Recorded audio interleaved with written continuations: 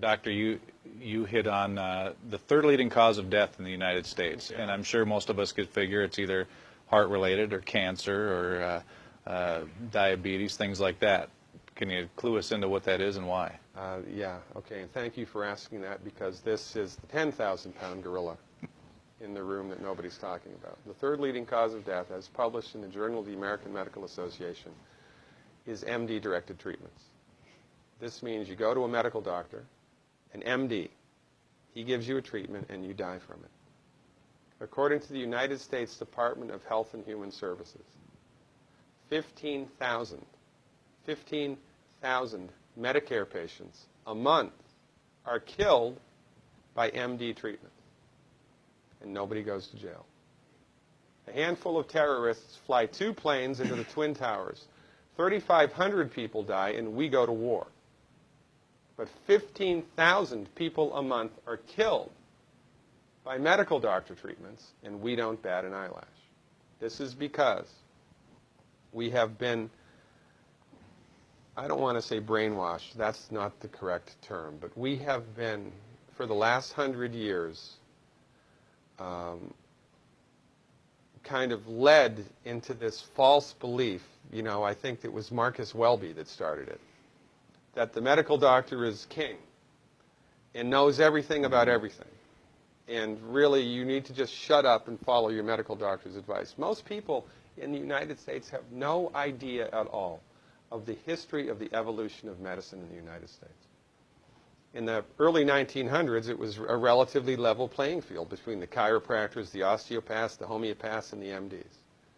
In 1915, 1920, there was something called the Flexner Report. The Carnegie Corporation funded this man named Abraham Flexner. He went all around the country, and he went on stagecoach and train and horseback. This was before the interstate highway system, right? Took Flexner 5 years to do this. He went all around the country and did an inventory of all of the medical schools that prescribed drugs. He brought the list back to the Carnegies, who owned drug companies, and then the Carnegies and the Rockefellers gave millions of dollars of free money to the medical schools and hospitals in the United States that were prescribing drugs. That was the beginning of the end. After the Flexner Report, there was no more level playing field in the United States. And the MDs started a juggernaut that's taken off. Most people in the United States think that the predominant medicine here, MD-directed pharmaceutical medicine, we think that those guys are top dog because their therapeutics are better than the homeopaths or the naturopaths or the chiropractors. It's not. They're in the driver's seat because of political and financial coalitions that were built at the turn of the century that most people have no idea of at all. And it's a gigantic problem. And I mean, it's crazy, right? It's the third leading cause of death.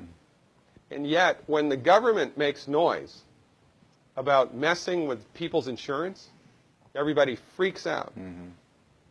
And that's a whole other thing to talk about, isn't it? Because what is medical insurance? When you buy medical insurance, what are you doing? You're betting that you're going to get so sick you will not be able to afford it. Mm-hmm. Right? Yeah. Right.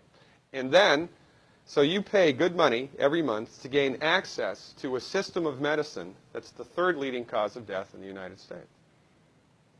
We need our heads examined, quite frankly. That's why we give, Dr. Wallach and myself collectively, we give 400 free lectures a year. And we're building a grassroots network because people don't know this. I mean, people, I come to my lectures and they look at me and say, couch potatoes live longer? Medical doctors, the third leading cause of death? You know, what's going on here? We're like the people, you know, in Galileo's time saying, hey, everybody, you know, it's the sun that's at the center of the solar system, not the Earth. Well, hey, everybody, the Earth is round, it's not flat. Or, hey, everybody, slavery's a bad thing. Right? This is we have a social agenda here. Why do we have a social agenda? Because people are suffering needlessly. You wouldn't believe, as God is my witness, you would not believe the things that I've seen people recover from in holistic medicine. The body's ability to fix itself is remarkable. And most of the time, all that the body needs to do that is the raw materials that it needs to do that. And we need to stop eating food that's hurting the body. You know, if you put diesel fuel in an unleaded engine, even if it's a brand new Ferrari, it's going to run like crap if it runs at all. And there's nothing wrong with the car, it just had the wrong fuel. It's the same with the human body. You give the human body the raw materials that it needs, clean up the diet, Superman, Superwoman.